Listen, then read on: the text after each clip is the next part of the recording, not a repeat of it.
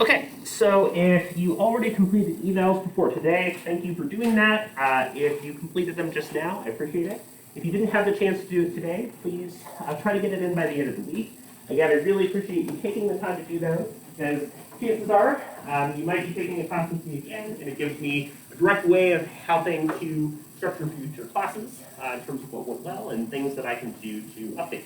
So I appreciate you doing that. And I wanted to give you a chance to think about brainstorming and work as you gear up for the essay final draft. Because again, I hope that that final draft isn't too intensive, and I'm not asking for a big presentation, but I am asking you to kind of share that process and to feel prepared in doing so. So I thought that would help you to feel like you're in a good place going forward. So, again, another reminder that I wanted to give is that extra credit is due tonight by midnight. I've already received extra credit from a couple of folks, but I'm asking you to get in touch with a formal conflict management or mediation group. Eastern Oregon has one, and using that as a way to discuss how that organization engages in conflict management. It adds 20 points or 2% onto your final grade. It can be really helpful if you're on the border of a grade that you want, or just an added buffer if you're already doing well. So finish that tonight if you still want to. The term paper, again, is due at 11:59 p.m. on the 16th, and then we will present and hear from everybody right before then. It's also a chance for you, for any last-minute questions you have about formatting, content, and so on, to pose those. So I will be turning in grades at the latest by noon on the 20th. That's when they're due. And in order to do that, right, I will need to get those assignments in. So if you know that you're not going to be turning it in on time, please contact me so that I can help and work with you on how I can get your final grades in. And then as far as the presentation goes, right, you can come next Thursday, please do so. If you can't come face-to-face, but you can come through Zoom like you're leaving town, let me know and I'll send you a Zoom link. If you can't do either, then before 1 to 3 on the 16th, send me a short video, and I'll show that for everybody to hear about what you've been working on. So again, I'm happy to look at rough drafts and outlines. I would encourage, sort of as a cutoff date, if you want to send me an outline or draft of this final paper, to do so by the 14th, right, Tuesday before. Sooner is better for you, but that's the latest that I would be able to reasonably turn that around. And then also make sure that by the end of the day on the 16th, you've turned in those short peer evaluations of 2 of the other study circles that you observed over the class or saw after class in a video. Those are not super long or intensive assignments, and many of you have already finished those, but I wanted to put on your radar just to wrap those up and get those in when you can. Any questions about any of this stuff or any of the remaining housekeeping? Awesome. So last class, we talked about conflict in organizations and families. This is the last chapter, so I just want to spend today going over the final things to know and that we can connect to on conflict management and things that can help you, right? We've talked about some of the family communication structures and the way the conflict happens in families. Today we'll be talking a little bit more about that, including some of the unique dynamics of family communication, and particularly one thing that I find a really interesting and important issue is not just how we have conflict with people close to us, but how we talk about that conflict, right? The role that narrative plays in that process. So for instance, if you have ever played third party or mediator to 2 of your friends that are in a fight, each friend is going to portray them in the most sympathetic way, themselves in the most sympathetic way possible, right? They're going to say, oh, my friend was so mean to me, I was so reasonable, but they were really angry at me. Or your other friend will say the exact same thing. So the way we talk about conflict, the way that we describe and situate conflict in a story is a really important issue, right? This is really relevant to issues of history too. When we talk about history as it relates to war, to violence, to genocide, all of those things. How do we tell those stories? What's in and what's out of the frame? So the use of narrative is a really important way that we can think about some of the conflicts and communication breakdowns that can happen. So last class, again, we talked through, and I divided you up into groups about these different patterns. You might recall, these different patterns are both about how much we conform or try to fit in, how similar are the beliefs or attitudes or opinions among members of a family, and then how much conversation and openness do members of the family have is the other side. So again, to just recap real quick, pluralistic families have a lot of conversation, are very open and don't conform. Consensual families talk a lot, but also have a lot of rules and restrictions in place. Kind of like the video last class, right, where the woman gets scolded as a kid for using her dad's razor. There's conversation, but there's also limits. Laissez-faire is a very detached family that doesn't talk a lot, doesn't have a lot of rules, and a protected family has a lot of formal rules in place and doesn't allow for a lot of open conversation on topics either. There's a lot of conformity. So one of the new ideas, right, that I think it's important for us to think about is the way that some challenges come up in family relationships, in particular, that might differ from places like a place of work, right? One of the biggest issues here is the idea of developmental level. One of the maybe most common ways to think about this is, when would a parent choose to have the talk with a child? At what stage is addressing or dealing with challenging issues surrounding identity, gender, sexuality, and so on appropriate to talk about? So developmental level is a big consideration when it comes to developmental and family communication, right?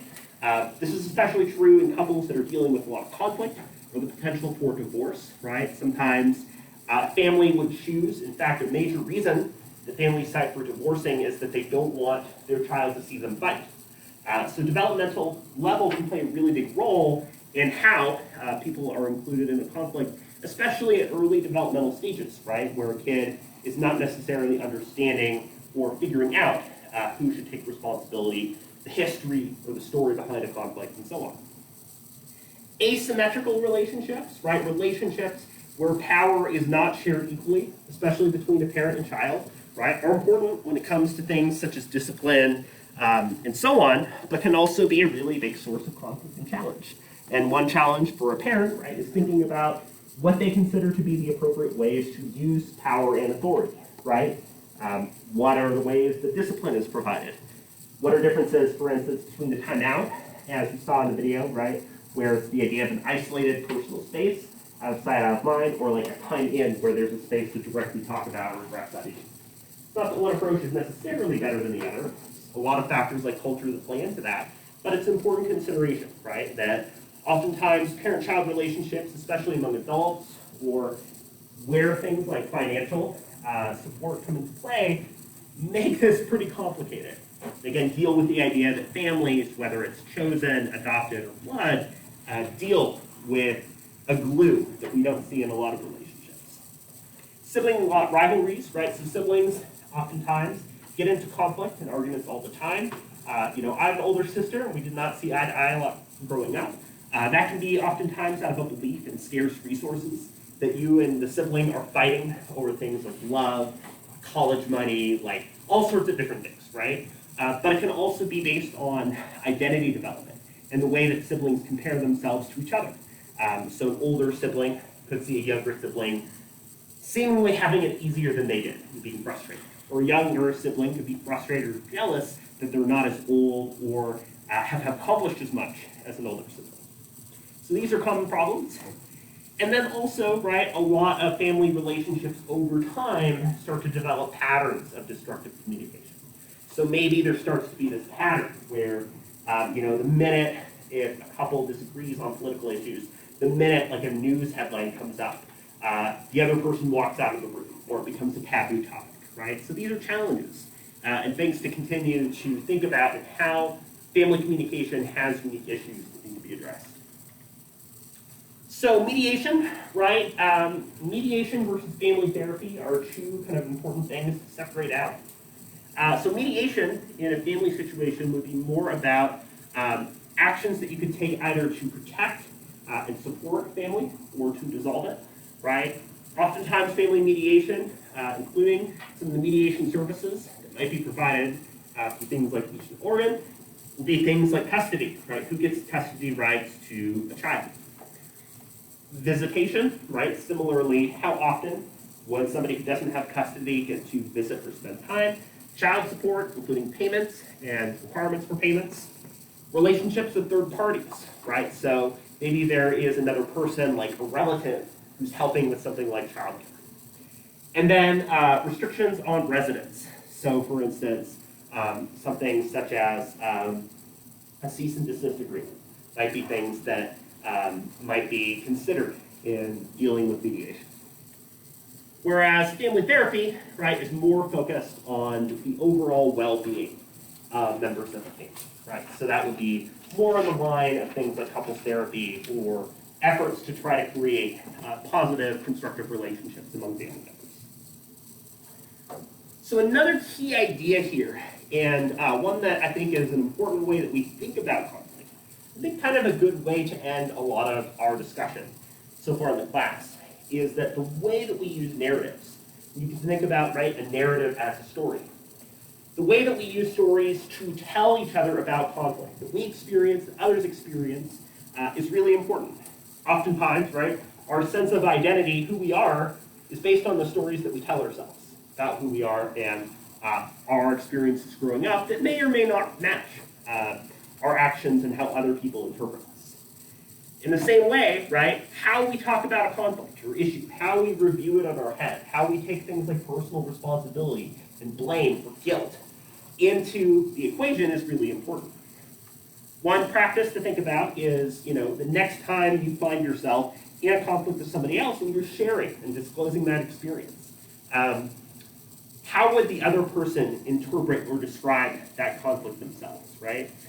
Because oftentimes, again, we get two very different stories about how a conflict played out. And oftentimes that's because people interpreted and made sense of the experience in a very different way, or maybe intentionally tried to make it seem like the conflict was going more favorably for you, right? Or that you were a victim in a situation that somebody else might not see the same way. So we use stories all the time when we're talking about conflict. In fact, one really good example about this is the idea of a metaphor, right? We use metaphors all the time in talking about conflict and how we make sense of a conflict. For instance, right, I went to war over this with somebody else, using a war metaphor to describe the experience of going into conflict. We gained ground in this negotiation, dealing with the idea of territory and the role that territory plays in conflict. Also, sports metaphors can be used too, right? If you're advocating on behalf of somebody else, right, you're trying to get somebody else to be paid more, you might say, I went up to bat for you.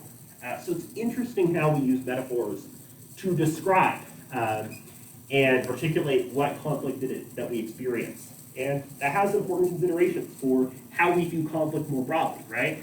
If we view conflict as a war and two sides are constantly clashing with each other, then we don't have as much space to imagine the possibility of mediation or agreement or solution to a problem, right? So narratives need us and require us to create a space where we can tell these stories that's safe and that can allow our experiences to be understood, such as a study circle. I thought this was a fun little visual, right, about the way that we use metaphors to describe arguments. So to kind of walk through some of the different ways that narratives are discussed, right? War metaphors in argument, there's a conflict, right, which is in the past. There's opposition, right, like the opposition country or party. Fight, knockout, like a 1-2 punch, is oftentimes how we discuss arguments. Demolishing, a flimsy argument, like a wrecking ball, right? Selling, in the same way that we might buy or sell territory.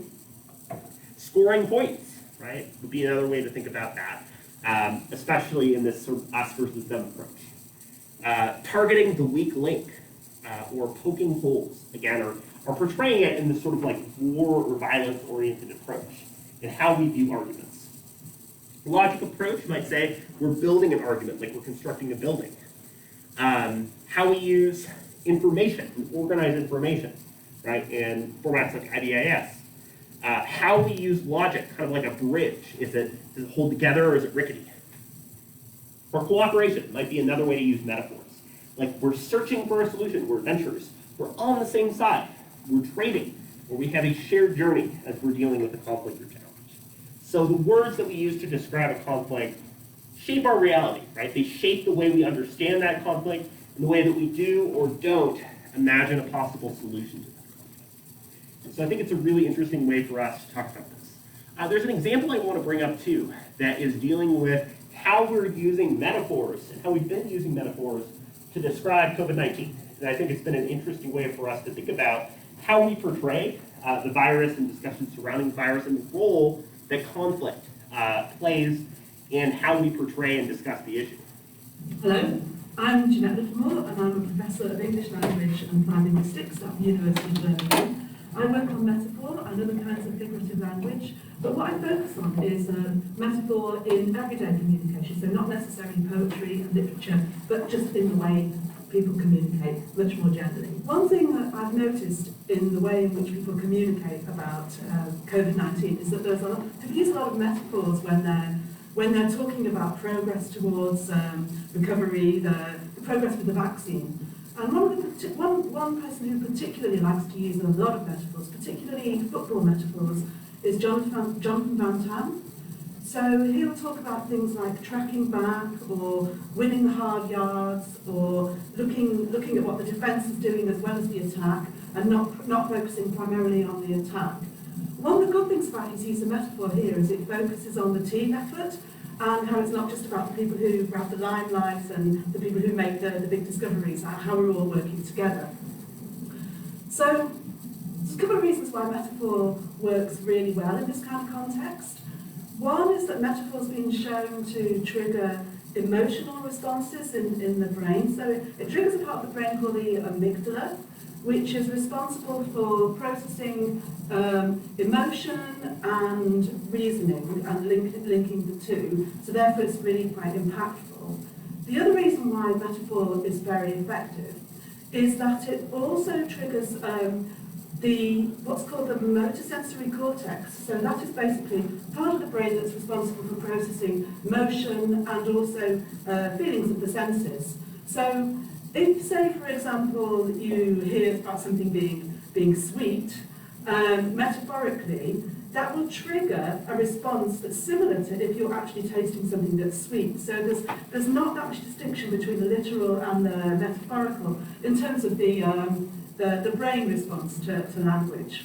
So I thought that was a really interesting and useful way for us to kind of better understand how metaphor matters in conflict management. Again, coming from a sort of psychology and linguistics perspective, the way that we use metaphor, for instance, to talk about COVID-19 by using things like sports metaphors, the way that we use metaphor to have this physiological response to the brain if something's sweet, we actually imagine, right, the physical sensation of something being sweet, tells us a lot about the way that our storytelling and the way that we frame and discuss a conflict can shape how we view possible solutions and how we understand the perspectives of people that we might be involved in conflict with, right? Another example of using metaphor to describe conflict might be to describe conflict as a dance, right? It involves you taking steps and moves, the other person taking steps and moves in the way that you and the other person are responding to one another. Not necessarily going to war, but trying to kind of connect toward one another. And some of this might seem a little optimistic or rosy, but I do think that it paints a picture of how there are alternatives to some of the ways we might imagine conflict.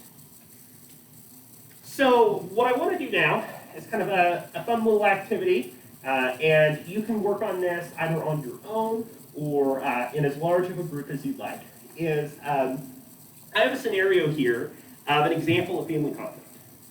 My family, deciding who does chores feels like going to war. I have to stand my ground and tell my brother that I will only do the garbage and dishes. He invades me by asking me to also mow the lawn every week, which should be his job. With our limited resources, I don't think we can address this issue well. So what I would like you to do is take this statement, right? This person that is frustrated about the way that chores are being done in the family, and either on your own or in a group with folks near you, work on and be prepared to present an example of how we could reframe this conflict, particularly the way that metaphors are being used to describe this conflict, including war metaphors.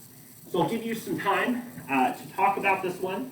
And then I'd like each person or group who's working on this to share or be ready to share what they came up with as their reframing of this issue.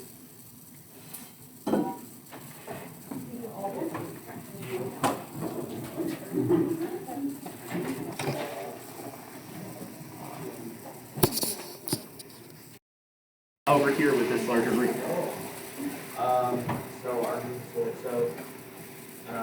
In my family, I use this for it's very hard to see my brother.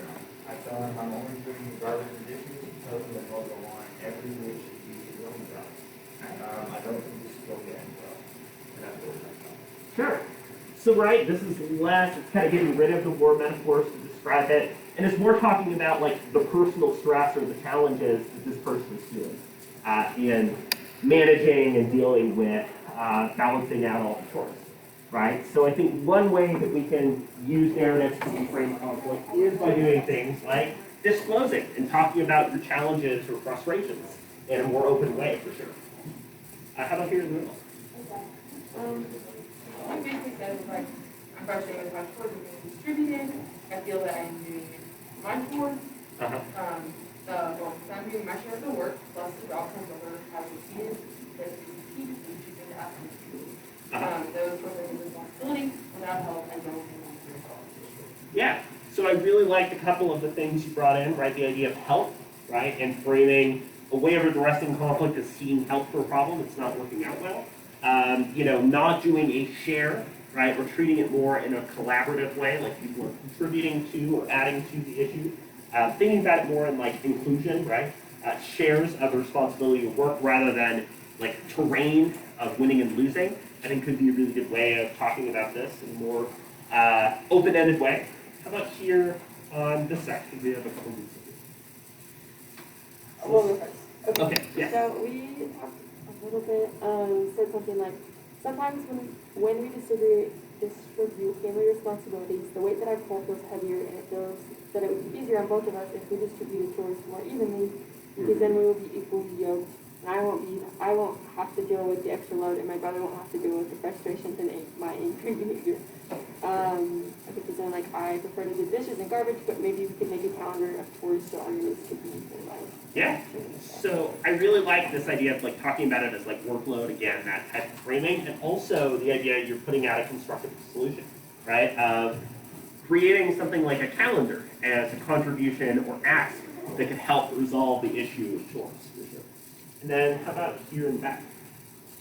We said in my family, deciding to do chores sometimes feels frustrating or stressful. I have to help my brother understand that my portion of the chores is the garbage and dishes, but I would also be open to discussing and rearranging the distribution of the chores between us. I'd be happy to alternate one on my brother, for instance. Yeah, right? So framing it as open to discussing different ways, presenting an openness in the approaches, and then suggesting one option about how people might do chores could be a really good way of addressing the issue too, right? Coming in, maybe you don't have I have to do this chore, this chore, this chore, and he has to do this chore, this chore, this chore. You could say, it's not working, I'm open for options about how to resolve or deal with the issue, which would mean there's more space for like negotiation, right? Or for choosing to concede and take on something that you might not be as interested in. Even the word concede, right? To describe conflict. You're conceding or giving up or relinquishing. It's something that we see so much when we're talking about conflict, that oftentimes, like picking apart a passage like this can be challenging because we use words like this, maybe not quite as directly as going to war, but we use similar words and phrases all the time to talk about conflict, and in situations like this one, it can feel like a dead end, right? So the way that we use metaphor and narrative to reframe conflict, I think, helps us to reinterpret it in a way that presents more solutions.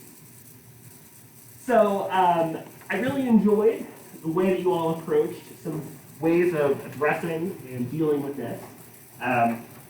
So I know that this is the kind of last day of regular classes before we get into finals, and I'm sure you all are worn out and doing a lot, so we can get out a little bit early today. But to wrap up, we've talked about family conflict as dealing with asymmetrical relationships, that is relationships that are one-sided, right? We've talked about family conflict as involving different types of mediation, family therapy, and other services. We also talked about, again, the role of narratives. I thought that that video we saw helped us to understand physiologically how narratives matter to us and the ways that we imagine and think about conflict. And the scenario and the ways you share in dealing with the scenario, I think, are a great way for us to approach and address conflict that comes up too. So that kind of wraps up the major ideas from the final chapter. And one thing that you could consider, for instance, is how is your conflict discussed either through your direct sources or maybe the outside scholarly sources that you bring in, right? If you're using historical examples to look at war, to look at land ownership and rights, what metaphors and narratives are being used to describe this conflict? That could be a great way to integrate some of the content later in the course, including this chapter, into your final draft. So that's the way that things we talked about today could directly help you out. So again, our final class meeting is on Thursday from 1 to 3. You'll share your progress toward your final draft. Again, I'm happy to look over rough drafts and outlines. Be prepared to informally share. Best of luck with continuing to work on that. And turn in your credit, your extra credit for evaluations today if you haven't done so already. I will grab your individual prompts at the beginning of class. I don't need the stuff that you worked on for your group. But I wish you a great Friday weekend. Stay safe if you're traveling. Enjoy the snow. I know my dog has loved it. And I look forward to seeing you for our final class meeting next week. Yeah.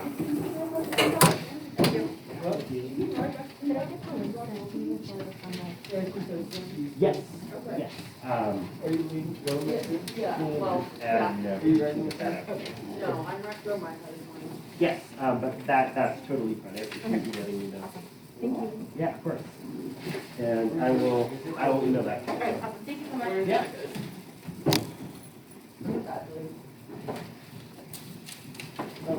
Thank you, Emergent. Sorry. Yeah, and I took a look at that. Oh, yes, thank you, Mr. yeah. Swan. I really appreciate that. Oh, no problem at all. Yeah, things Thank are you. looking good. So I was like, I just want to see if I can just turn it in. If it's good enough, I think I'm just going to go with it. But Yeah, okay. yeah.